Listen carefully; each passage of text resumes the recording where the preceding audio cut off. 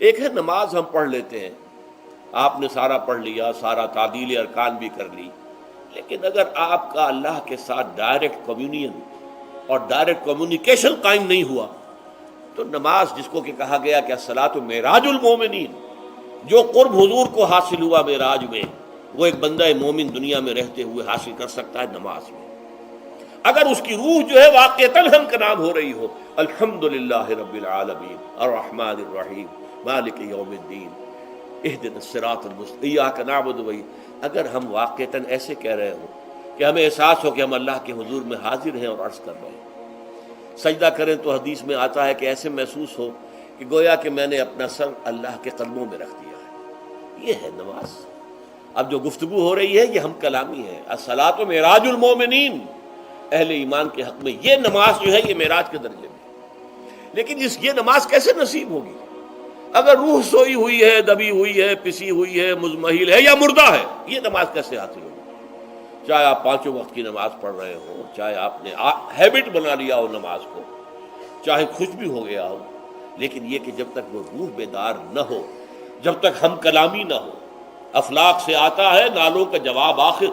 اٹھتے ہیں حجاب آخر، کرتے ہیں خطاب آخر، جب تک یہ نہ ہو،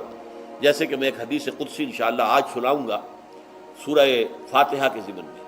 کہ اللہ تعالیٰ کے سامنے جب کھڑا ہو کر انسان جب کہتا انی وجہت وجہی للذی فطر السماوات والارض حنیفا، دائیں بائیں سے بالکل اپنا تعلق کاٹ کر میں نے اپنا رخ کر لیا ہے اس اللہ کی طرف جس نے آسمانوں اور زمین کو پیدا کیا۔ اب یہ توجہ وجہ تو اگر یہ تو ہے چہرہ تو ہم نے کر دیا خانہ کعبہ کی طرف، اندر سے ہماری روح متوجہ نہیں ہوئی، وہ سوئی پڑی، اسے پتہ ہی کچھ نہیں کہ کیا ہو رہا ہے، تو اس صورت میں وہ کیا ہے؟ ظاہری بات تو پوری ہو گئی، نماز کا ثواب ہو جائے گا، فرض کی ادائیگی کا ثواب مل جائے گا، لیکن وہ اصل نماز تو حاصل نہیں ہوتی۔ یہ ہے وہ بات کہ وَإِذَا سَأَلَكَ عِبَادِي عَنِّي فَإِنِّي قَرِيبٌ، اے نبی جب میرے بندوں کی روحیں بیدار ہو جائیں، توانا ہو جائیں، حیات تازہ سے وہ ہم کنار ہو جائیں، اور پھر وہ میرے بارے میں پوچھیں، وہ میرا تقرب حاصل کرنا چاہتے ہیں، تو آپ سے پوچھیں تو کہیے میں قریب ہوں، اجیب دعوت الداع اذا دعان، یہ ہے وہ دعا، میں ہر پکارنے والے کی پکار، ہر دعا کرنے والے کی دعا کو سنتا ہوں، قبول کرتا ہوں، جواب دیتا ہوں جہاں کہیں بھی مجھے پکارے، اذا دعان۔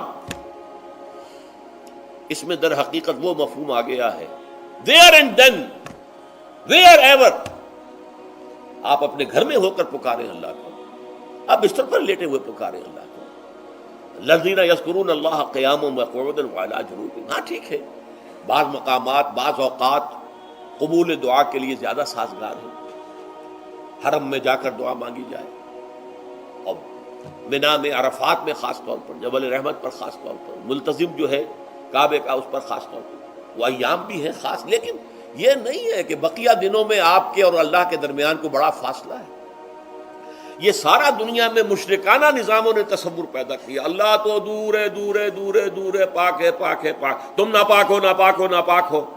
اور تم تو بڑی پستی میں پڑے ہو، تم اللہ سے براہ راست ہم کلام نہیں ہو سکتے۔ کوئی درمیانی چاہیے، کوئی لنکس چاہیے،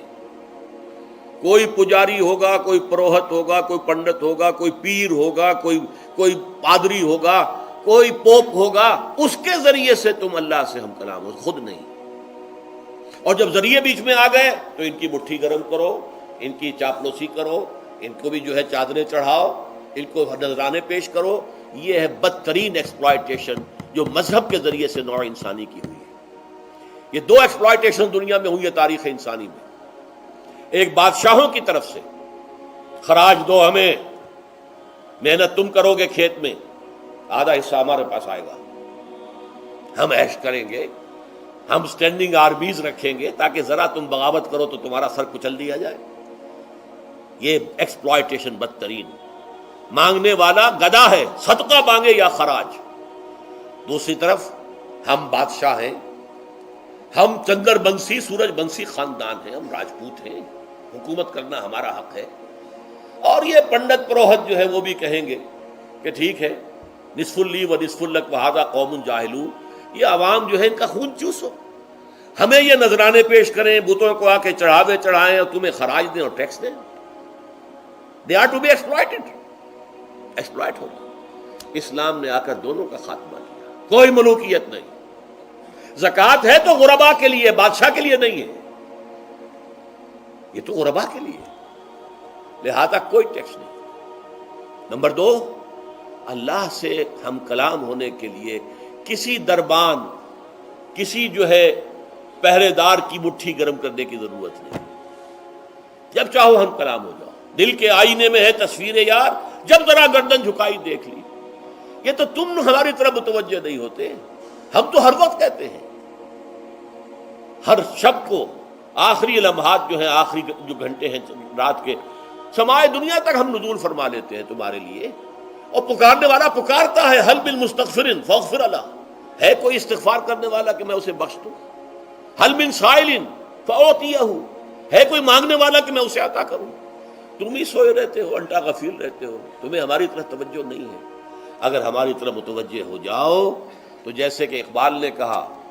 کہ میرے لیے یہ دربان جو ہے، پیران کلیسا کو کلیسا سے اٹھا دو،